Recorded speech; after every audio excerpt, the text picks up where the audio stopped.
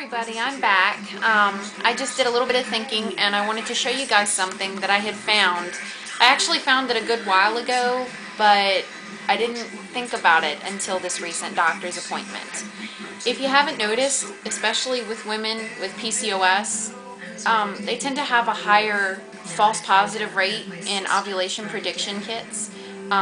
Especially due to cysts and things like that, like what I went through at the doctor's office. It was confused with ovulation. It throws off the hormones. And women with PCOS just tend to get a lot of false negatives, which can also contribute to why they don't get pregnant.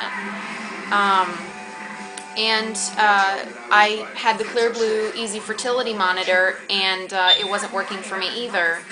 And it kept telling me that I had high fertility throughout the entire cycle. So it wasn't working, and when I went to go look in the booklet, it said not for women with PCOS. So what are women with PCOS supposed to use?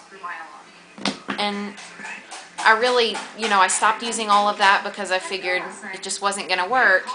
But when I went to that doctor's appointment that you watched me talk about in my last blog entry, I got to look at a sample of my mucus under a microscope slide, and we saw the ferning pattern. Well, you don't have to use cervical mucus. You can actually use mucus from under your tongue in your mouth, but they actually make something that I had seen before and was kind of iffy about, and it's an ovulation microscope. And you basically put a salival sample on it every morning.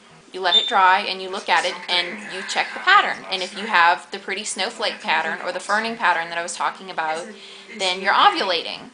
And it seemed to work pretty well at the doctor's office just from a sample. So I went ahead and looked it up again, and I found a website for one of them, and I just wanted to show it to you guys. So let me find it here on my computer and I'll show it to you. This is the Fertile Focus website. It's www.fertile-focus.com, and it is actually an ovulation microscope. You can see the little microscope right there.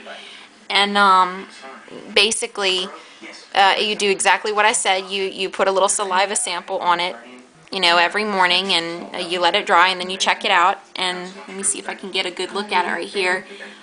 This is basically what I was talking about. You can see not fertile is, no pattern, maybe some spots. Transitional pattern, you see a little bit of ferning, but still some spots. And right there is the pretty snowflake pattern that I was talking about that actually means that you are fertile. And you see all of that with that nifty little microscope. And they actually have a video that you can watch on their website. Of course, I'm not going to play it on here because it's just going to take up my video time.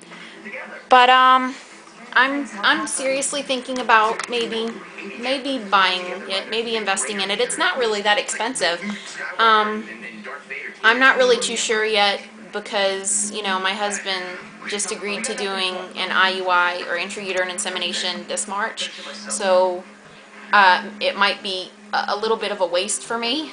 Just a little bit. Maybe not. IUIs don't always work. So, maybe in the case that it doesn't work, maybe I could invest in this little thing. Maybe I should just go ahead and buy it now because tax returns came in. So I just wanted to show that to you guys and tell you, after that doctor's appointment, it really does work. And I think maybe you guys could try investing, maybe looking into buying it. Once again, it's www.fertile-focus.com. It's the Fertile Focus Ovulation Microscope, and I actually think they make a few other ones. I think there's one called the Ovuscope, but I'm not too sure. So if you want to look into it, I would definitely suggest giving it a try. So I just wanted to throw that out there, especially for all the ladies with PCOS who have been trying. We've been trying for 2 years, and this is the first time ever that I've actually believed in saliva samples. Never thought I would say that. So throw away the ovulation kits, don't waste all of your money, and definitely don't waste it on a Clear Blue fertility monitor. If you have PCOS, it's not going to work, and if it does work, then you might not have PCOS, and you might have a hypothyroidism problem, something. But it even says in the booklet, not for women with PCOS, so don't even bother with it. You're probably going to get wrong signals. But try this little thing. Seriously, it worked in the doctor's office. I don't see why it wouldn't work at home. So I think I'm gonna check it out. So I just wanted to throw that out there for you ladies. So check it out.